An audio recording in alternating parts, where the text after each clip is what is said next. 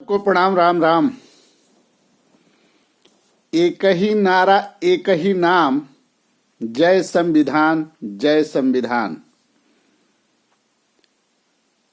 आप सब लोग सोच रहे होंगे कि हम ऐसा क्यों कहें। इसलिए कहा कि आजकल चल रहा है एक ही नारा एक ही नाम, जय श्री राम जय श्री राम। तो जय श्री राम हम सबके मुक्ति के साधन हैं और संविधान हमारे देश को चलाने का एक तरीका है। तो हमें हमारे देश को चलाने के तरीके की जरूरत है, समाज को, देश को और समाज के लोगों को। और समाज के लोगों को उद्धार करने का तरीका है प्रभु श्री राम। तो हमें संविधान पहले जरूरी है, क्योंकि हमें अभी लोगों को जीना है। और जब उम्र गिरने लगती है तो जरूरत है प्रभु श्री राम की। भक्ति में लोग बचपन से होते हैं, लेकिन अपने ऐशो आराम सुख सुविधा के लिए कर्म करते हैं। तो प्रभु ने कहा है, कर्म प्रधान विश्व करी राखा, अजो जस खरनी तस फल चाखा। तो हमारे भारत में अगर एकता लानी है और सबको एक साथ रहकर भारत को अगर मजबूत करना है, तो हमारे भारत में एक ही झंडा और एक ही विधान होना जरूरी है। इसलिए हम कहना चाहेंगे कि हम सभी समाज के लोग, चाहे हिंदू हो, मुसलमान हो, सिख हो, ईसाई हो, अपने अपने मस्जिदों पर, मंदिरों पर, चर्चों में, गुरुद्वारों में जो अलग अलग कलर के झंडे लगाते हैं, वो सारे झंडे हटा दिए जाएं। हर जगह सिर्फ एक ही झंडा लगे और वो हो तिरंगा। अगर पूरे भारत में मंदिर, मस्जिद, चर्च, गुरुद्वारा या सबके दरवाजे हर जगह सिर्फ तिरंगा अगर दिखने लगे, तो हमारे देश से अधिक से अधिक जो जात पात है, जो धर्म भेद है, जो धर्म पर लड़ा करके वोट लेने का जो तरीका है, वो अपने आप मिट जाएगा। जब झंडा एक होगा तो लोगों का पहनावा एक होगा, रहन सहन एक होगा, खान पान एक होगा और सभी लोग एक रास्ते पर चलकर एक ही विधान, एक ही संविधान और एक ही झंडे के नीचे रहकर पूरे देश को मजबूत करने में सहयोग और साथ देंगे। और जो हमें जात पात के नाम पर लड़ाकर, जो हमें आपस में लड़ाकर सरकार बनाने में सक्षम हो जाते हैं, सफल हो जाते हैं, वो विफल हो जाएंगे। और अच्छे लोगों की सरकार आएगी, जिसमें सब लोगों की सहूलियत होगी, सब लोगों को सुख होगा और सब लोगों की शांति होगी। इसलिए हम ये कहना चाहते हैं कि यूपी का कोई भी एक बंदा कहीं भी जाता है तो अपना स्थान बना लेता है। उत्तर प्रदेश जो है, यूपी का कोई ऐसा बंदा बना नहीं जिसका हर गली में चला नहीं। उत्तर प्रदेश एक ऐसा प्रदेश है जहां सभी धर्म स्थल अधिक से अधिक हैं, जो हिंदू धर्म के हैं। लेकिन हमारे धर्म के साथ साथ हमारे प्रदेश को, हमारे मंदिरों को, हमारे भगवानों को बांटने का काम अटल जी ने किया। जो उत्तर प्रदेश को दो भागों में बांट कर, उत्तर प्रदेश और उत्तराखंड, मध्य प्रदेश को बांटकर मध्य प्रदेश और छत्तीसगढ़, और बिहार को बांटकर बिहार और झारखंड कर दिया। जिससे हम लोग तो बटे ही, साथ में हमारे देवी देवता मंदिर भी बट गए। खैर, हम उधर ज्यादा नहीं जाना चाहेंगे।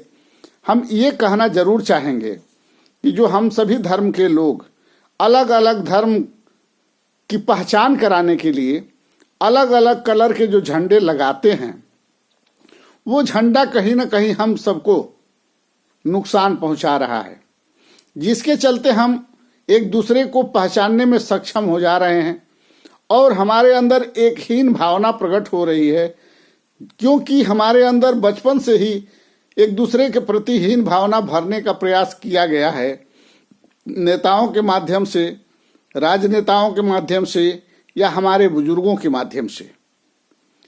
तो हम कहना चाहेंगे कि सारे फसाद की जड़ अगर खत्म करना है तो सभी मंदिर, मस्जिद और गुरुद्वारे और चर्चों पर सिर्फ तिरंगा ही तिरंगा दिखना चाहिए और सभी लोगों का पहनावा एक जैसा होना चाहिए और सभी लोग एक साथ मिलकर एक झंडे, एक संविधान, एक विधान के नीचे रहकर एक सशक्त भारत का निर्माण करने में सहयोग करेंगे। क्योंकि जब हम एक दूसरे से मिलेंगे और सभी जगह एक तिरंगा ही दिखेगा तो हमारे अंदर किसी तरह का द्वेष या किसी बुजुर्गों की बात या किसी नेताओं की बात घर नहीं करेगी और हम एक दूसरे से घृणा नहीं करेंगे। हम सब मिलकर एक नए भारत का निर्माण करेंगे।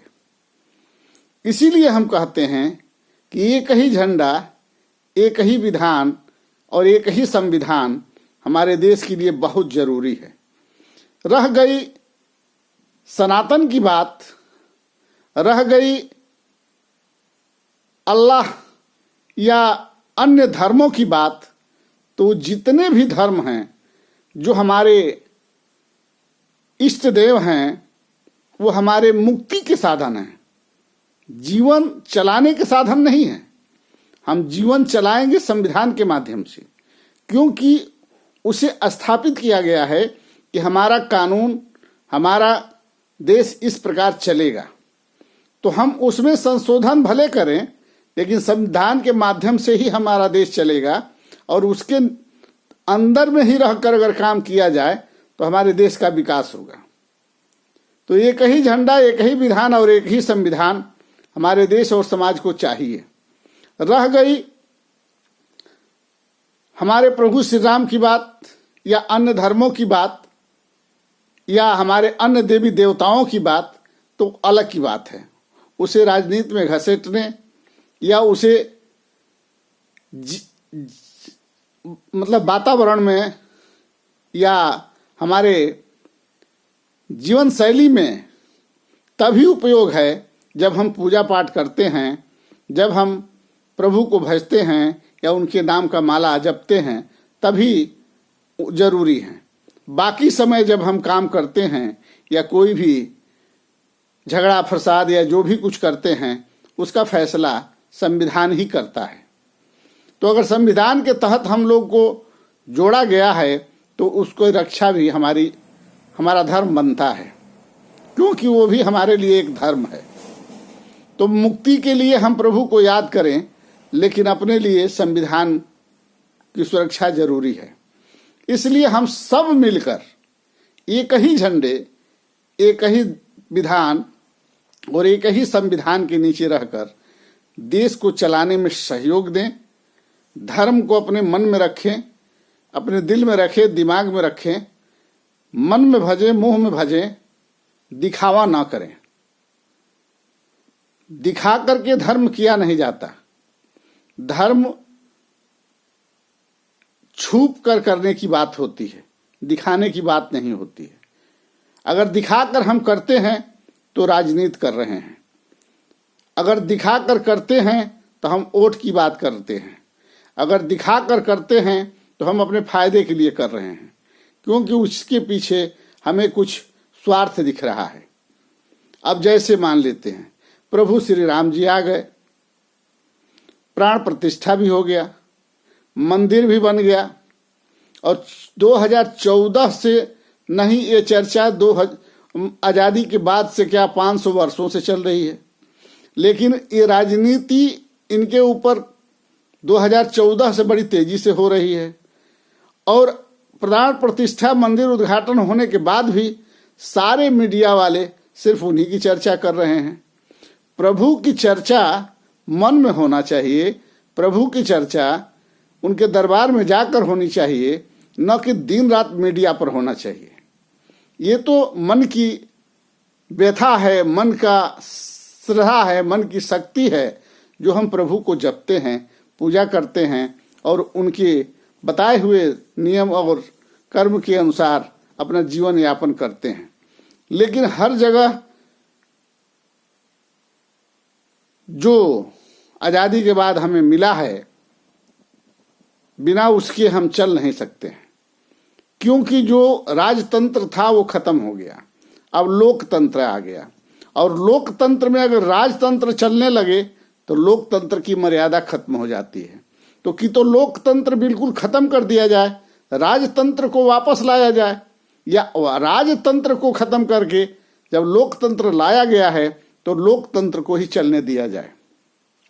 अगर लोकतंत्र पर घात करके राजतंत्र लाने की अगर कोई पार्टी व्यवस्था कर रही है तो कहीं ना कहीं हमारे देश और समाज के साथ धोखा है। क्योंकि संविधान ही एक ऐसा विधान है जो हमें कोई भी गलत काम करने से रोकता है, जिस प्रकार कि हमारा शास्त्र धर्म और हमारे वेद पुराण हमें गलत करने से रोकते हैं। तो वेद पुराण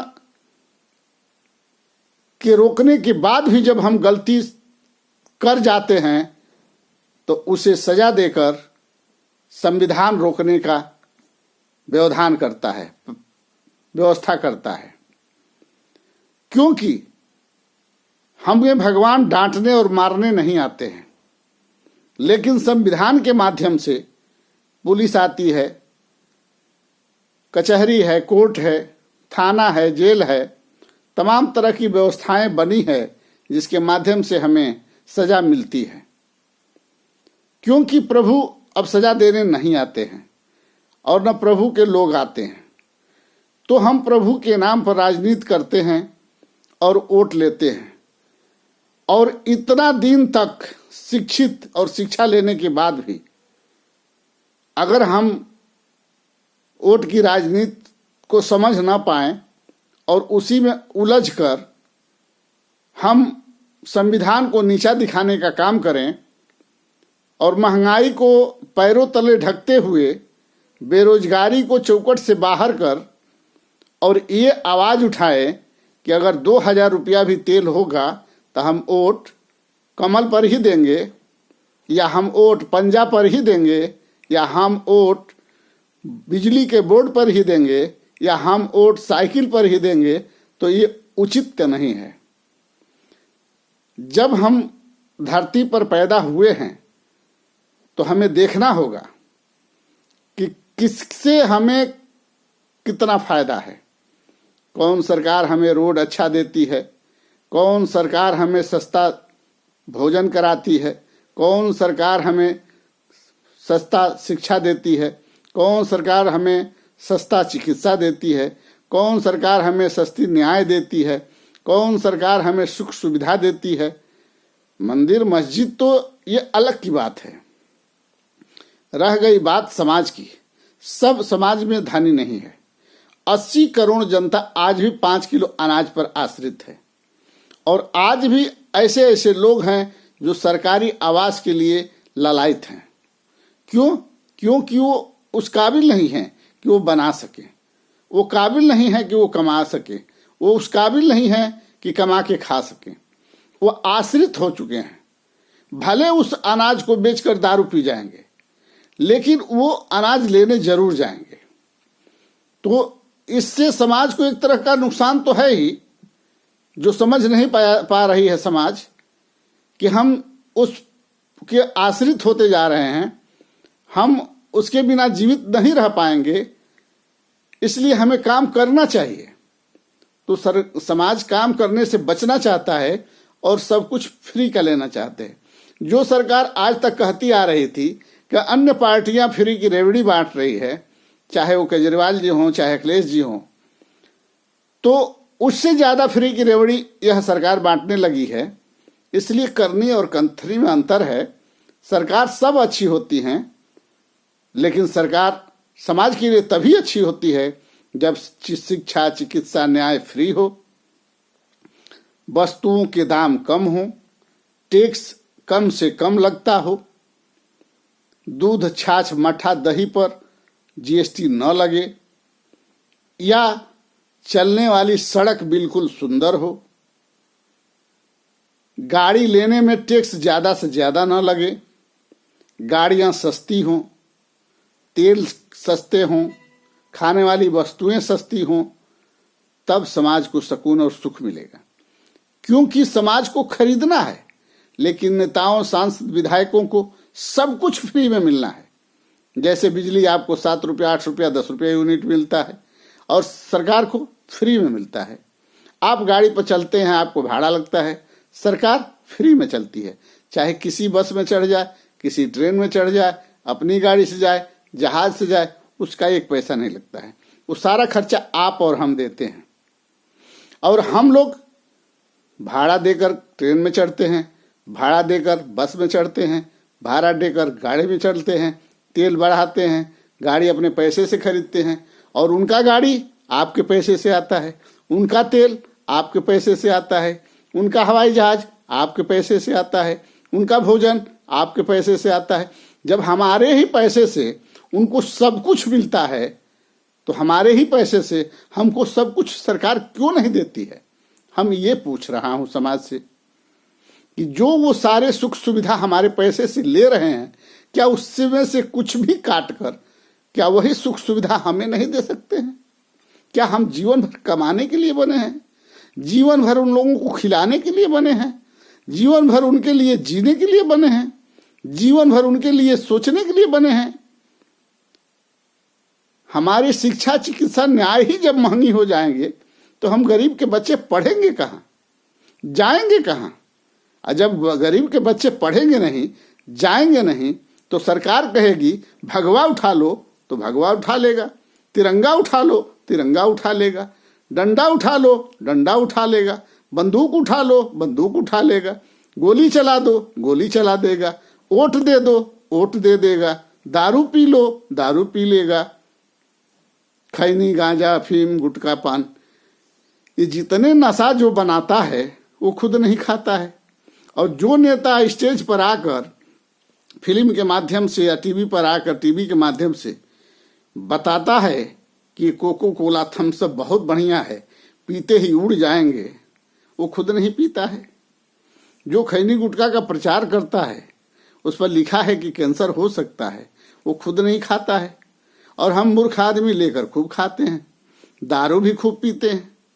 लेकिन जो बनाता है कंपनी वाला कभी नहीं खाता, कभी नहीं पीता। जो चीज हमें खाना है उसको देने वाला गरीब है, किसान।